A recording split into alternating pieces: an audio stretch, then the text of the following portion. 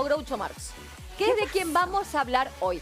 Bien dijo Roxana en la presentación, alguien de quien se habla mucho pero pocos saben. Y muchos se confunden y dicen, bueno, vamos a hablar de Marx. ¿Quién es Groucho Marx? Se lo confunden también, ¿no? Por supuesto. Groucho Marx es este señor que vos ves aquí, vos decís, es una mezcla de Cantinflas y Chaplin. Y no es ninguno de los dos, ¿no? Es un hombre que fue mucho más allá. Es un actor que en realidad quería ser escritor, un neoyorquino. Nació en el siglo pasado, en la última década del siglo pasado, y que era hijo de de inmigrantes alemanes. Por supuesto, escapando de lo que era la depresión en su momento en Alemania, una depresión económica importante, una época industrial en Europa donde Inglaterra llevaba siempre las de ganar y Alemania muy bien, que digamos, no le iba. Habían países en el este que estaban más o menos. Entonces, bueno, se vinieron escapando del hambre, como muchos inmigrantes europeos lo hicieron 2 veces ya a la Argentina, ¿no? A la Argentina, perdón, y a América. Venían a hacérsela a América, por supuesto, y llegaron a los Estados Unidos, a Nueva York, en la época de toda la inmigración. Lo cierto es que su papá era sastre en Nueva York y su mamá era una actriz frustrada. Venía de una familia de actores, pero ella no tenía carácter. Según el propio Groucho Marx, ella no era talentosa para nada. Su nombre era Julius, no era Groucho. Le cabe el Groucho por el carácter, porque tenía un genio de... Groucho en inglés es gruñón, ¿no? Más o menos. Entonces era Groucho. Dijo que su padre era el peor sastre de todo Nueva York, su madre era una actriz frustrada, pero ella quería que cantaran. Entonces, él era el cuarto de 6 hermanos. El primer hermano se murió al nacer, pero hacen como podríamos decir, un colectivo humorístico, ¿no? Cantantes que se dedicaron al vodevil. ¿Alguien sabe qué es el vodevil? No, ¿qué es? ¿Qué es? Como lo dejé el vodevil. Sí, nos dejaste a todos. Es un género teatral, cinematográfico, dramático, a ver, pero sobre todo del humor. A ver, los cámaras, que todos son estudiantes de cine. No importa, la mayoría son estudiantes de cine. ¿Qué es el vodevil, Mascarita? Te estoy mirando. Perdón, señora, que no me miraste. Está la boca llena, ahí está. El vodevil, ¿sabes lo que es un humor sobreactuado, irónico. Más que nada, es así, es de humor, es un género de humor. Pero ¿sabes dónde lo ves mucho? En El Chavo del Ocho. Por ejemplo, en El Chapulín Colorado, en Los Loquitos. Tiene que ver con un montón de puertas de gente que entra y sale permanentemente. Es una comedia de enredos. Entonces entra uno, sale uno, entra el otro buscando el que se fue y la cosa se va complicando cada vez más y cada vez más. La niñera, por ejemplo, para hacer algo más cercano de Nani. De Nani tiene mucho vodevil. ¿Han visto cuando sale Niles, entra CC, se va, bueno. Claro, uno piensa en teatro cuando decís vodevil. Claro, y no piensa en la tele, mira. Es un género dramático, por supuesto que después la tele fue adaptando y el cine también, pero ahí está. Eso es Benny Hill. Pero el vodevil, claro, cuando uno persigue al otro, el otro hay una confusión. Es una comedia o un paso de enredo. Y es muy divertido porque el que va entrando va saliendo y es un despiole, lo tenés que seguir. Ellos se dedicaban al vodevil y cantaban. Groucho Marx y los hermanos. La verdad es que él quería ser escritor, pero su mamá le dijo, no, vos vas a ser actor, porque como yo no fui actriz, vos vas a ser actor.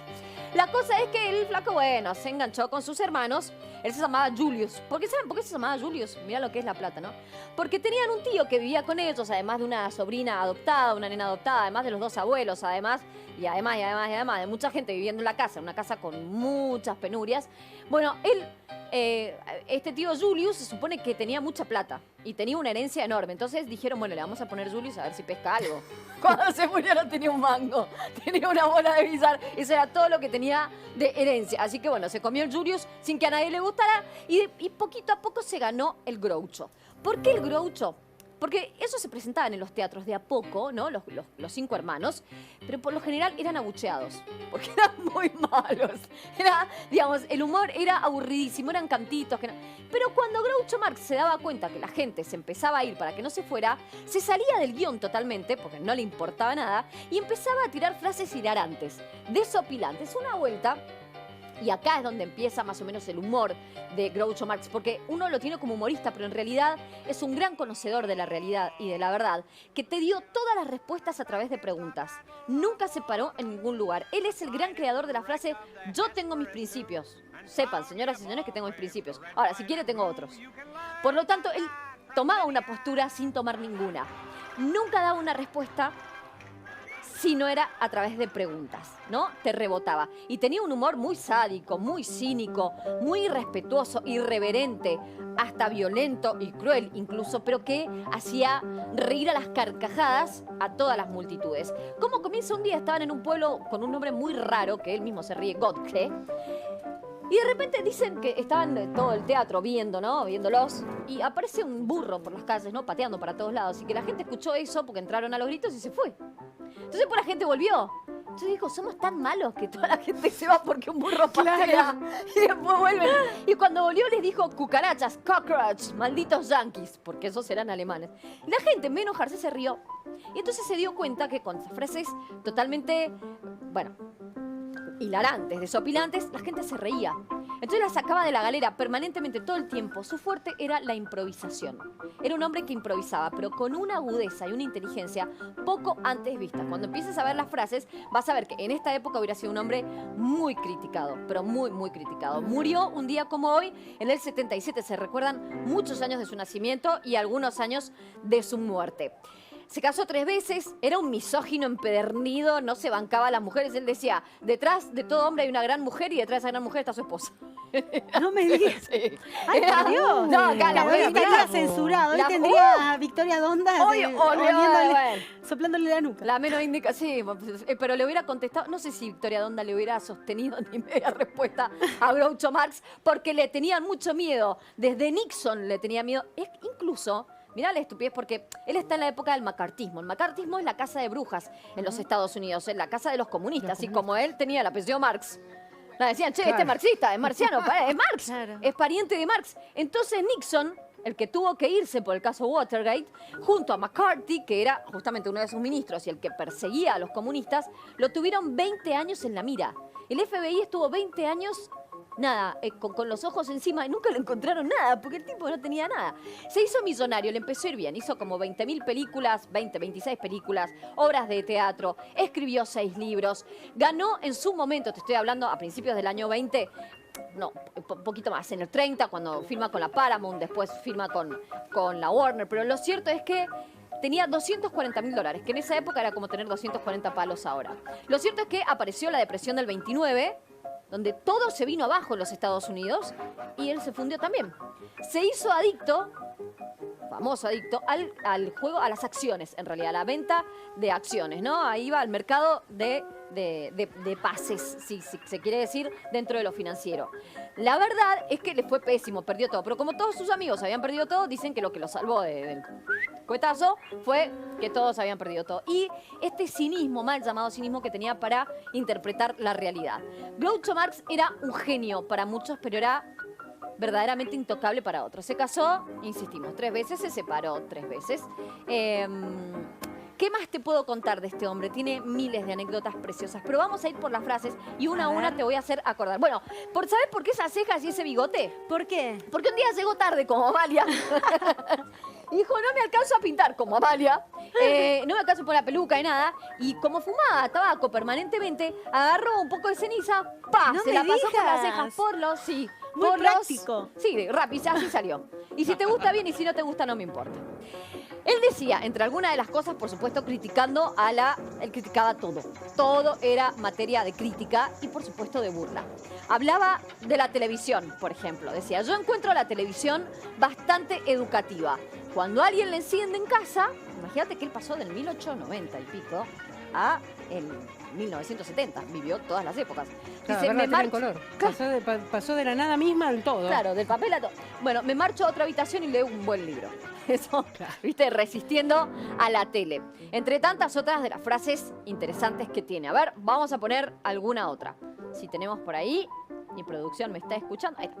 ¿A quién le va a creer usted? ¿A mí o a sus propios ojos? Él después tenía un programa de televisión durante mucho tiempo y de radio donde entrevistaba a mucha gente. Tuvo percances con todo el mundo. Tuvo percances con Ron Wood, que ridiculizaba a todo el mundo todo el tiempo. Así que un día se le acercó en un meeting y se le acercó y le dice, che, ¿qué te cortaste el pelo? Y dice, ¿qué es corte de pelo o es una gallina que tenés en la cabeza? No. Era re bravo. O sea, delante de quien fuera, no le importaba nada.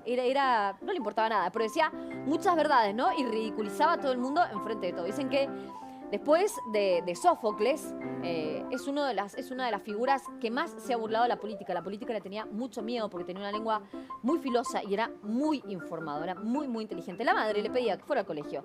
Y él le decía, ¿no te querés forjar un buen presente? Si eso cuesta ir al colegio, no. Así, de córtale.